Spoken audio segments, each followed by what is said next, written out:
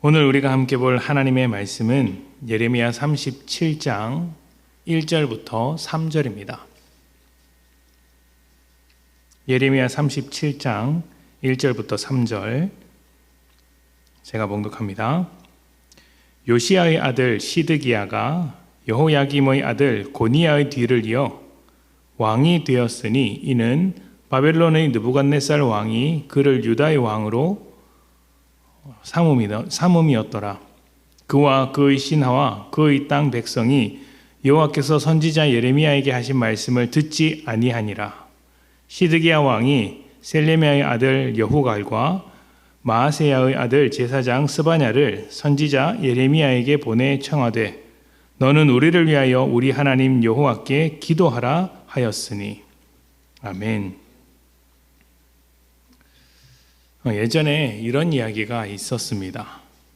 실제로 있었던 일인지 만들어진 이야기인지는 모르겠습니다만 여러분도 한 번쯤 들어본 적이 있는 이야기일 것입니다.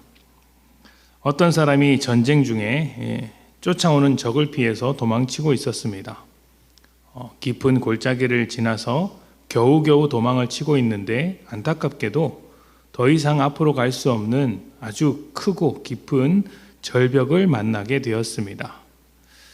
쫓아오는 적군들이 많은 상황에서 돌아갈 수도 없는 그런 일들이 그 사람에게 펼쳐졌는데 할 수 있는 일하고는 절벽을 건너가는 것밖에 없습니다. 그렇지 않고서는 이제 죽을 일만 남은 것이죠.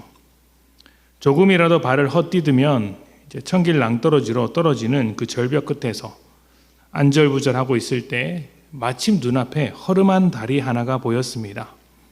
저 다리를 건널 수만 있다면 적군의 추격으로부터도 피할 수 있고 또 안전해질 것 같습니다. 문제는 그 다리가 너무 허름해서 곧 끊어질 것처럼 보였다는 것이죠.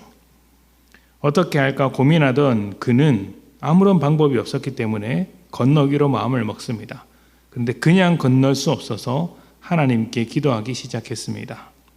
하나님, 저 다리를 건널 수만 있다면 제가 가진 전 재산을 하나님께 드리겠습니다.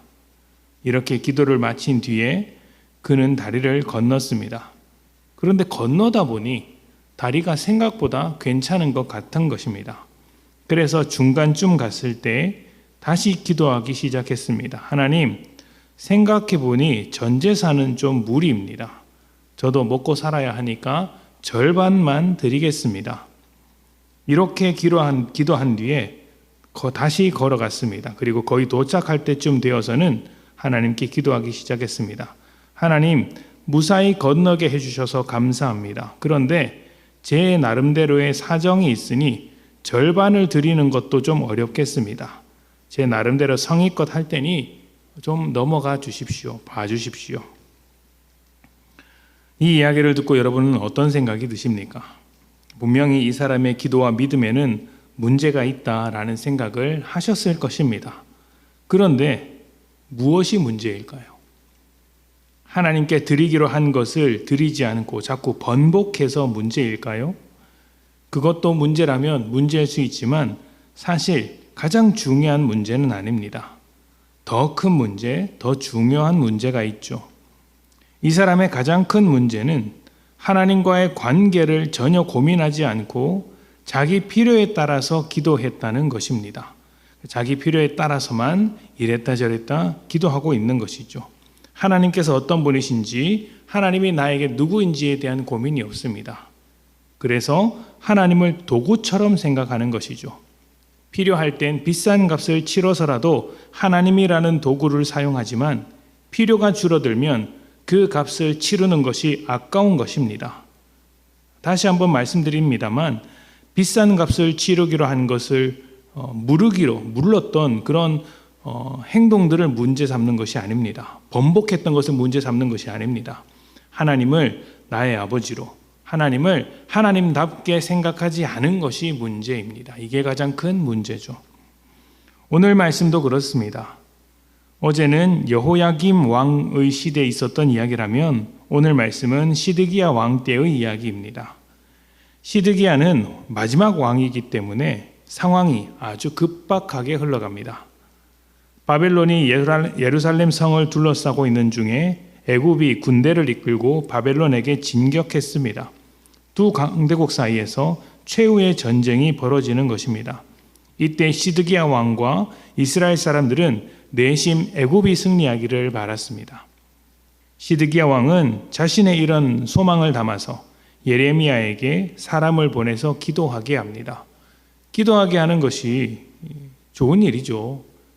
기도를 요청하는 것은 좋은 일이죠. 그런데 하나님은 이 기도를 불편하게 생각하십니다. 시드기야 왕인 바벨론과 애굽의 전쟁을 틈타서 위기를 극복하고자 기도하려고 했지만 하나님은 그럴 일 없다 딱 잘라 말하셨기 때문이죠. 왜 그러셨을까요? 2절에서 그 이유를 찾아볼 수 있는데 그들은 하나님의 말씀을 듣지 않았기 때문입니다.